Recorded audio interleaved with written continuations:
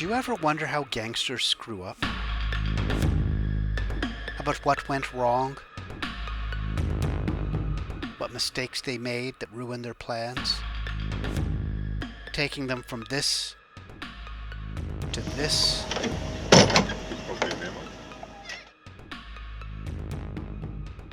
Well, here's one answer. A transnational organized criminal syndicate spanning 4 continents and capable of moving 3,000 kilos of cocaine, that's more than 6,500 pounds, was undone by careless casino gambling, on video poker machines no less.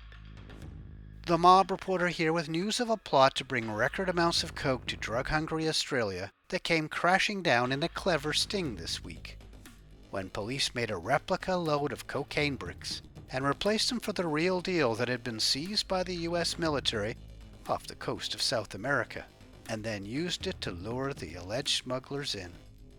Let me tell you about it. It started when police in Australia opened a file on a man doing wild gambling at the Star Casino. It's Australia's second largest gambling joint, a glamorous complex overlooking Darling Harbour in Sydney. In what looked for all the world like laundering money, the man was seen regularly pumping enormous amounts of cash into the poker machines. This is surveillance of him early last year, chewing through more than $100 million in 1 week. Alerted to the unusual activity, police traced the man's finances and linked him to other alleged syndicate members internationally, with Eastern European roots and South American ties. He has since been identified as 42-year-old Mende Rajkoski. Looking deeper, police allege he was associated with Nikolao Misa, 37. Both of them had worked at the cargo area of Sydney's main international airport together in 2018.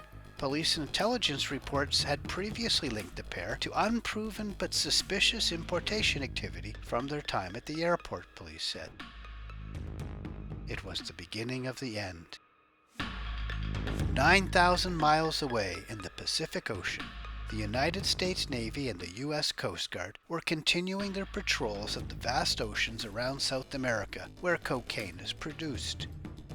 In October 2020, Australian police tipped off the Americans to an anticipated shipment of coke, and a U.S. Navy patrol off the coast of Colombia tracked this boat, an open-top vessel with 3 high-powered outboard motors. They are called go-fast boats because they're designed to muscle their way to their destination before they are spotted and caught. Although fast, they are no match for the U.S. Navy, with its warships, helicopters, and spotter airplanes. Once this boat realized the Navy was on their tail, they didn't meekly surrender, however. Instead, law enforcement sources tell me, the smugglers jettisoned their cargo overboard and then lit their boat on fire. Here's a photo of the ship burning in the Pacific. About 870 kilograms of coke were retrieved. That's almost 2,000 pounds. Months later, in April, the U.S. Coast Guard tracked a second vessel in international waters after Australian information from their probe. This one was found off the coast of Ecuador, and another 900 kilos were seized. What happened immediately after the seizure, however, is perhaps the most interesting part of this. U.S. and Australian authorities hatched a scheme of their own. An inert replica of the bricks seized in April were created and then sent on to the intended final destination, a storage facility in Sydney, where police surveillance teams watched it like a hawk.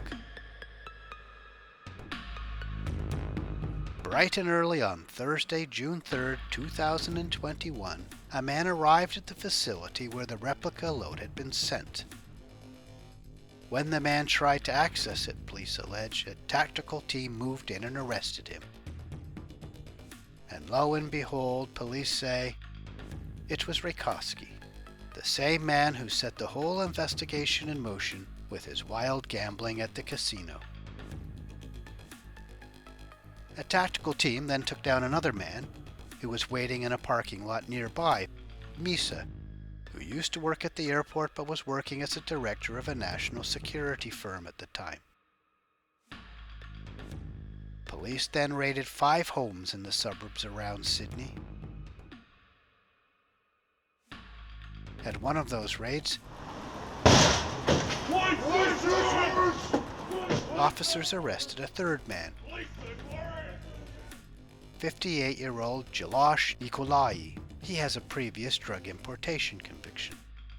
Police also say they seized cash, electronic devices, documentation, and numerous mobile phones, including encrypted devices.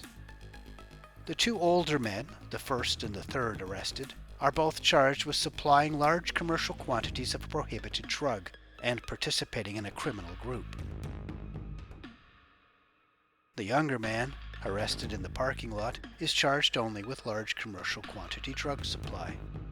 Police, however, say there is more than just the 3 involved in this, describing the organization as a significant transnational crime syndicate that was operating across Australia, Europe, and North and South America. Police said the seized coke in this case was the largest ever interception of cocaine destined for Australia, and estimated its value, if it got onto Australia's streets, at 900 million Australian dollars, which is about 700 million US dollars. A senior police official in New South Wales, Australia's most populous state, which includes Sydney, its largest city, said the amount seized would be the equivalent to an entire year's worth of consumption for all of the junkies in the state. The smugglers had more product in the pipeline, police allege, bringing the total weight the group was handling to 3 metric tons, which is about 6,600 pounds. The investigation is ongoing, and further arrests were not ruled out. All 3 of these men charged face potential life sentences under Australia's harsh drug laws. The stiff penalties just don't seem to be a deterrent, largely because it is so profitable. Alongside Australia having some of the stiffest penalties for drug importation in a Western democracy, it also has some of the highest street drug prices in the world. Those 2 factors are not a coincidence.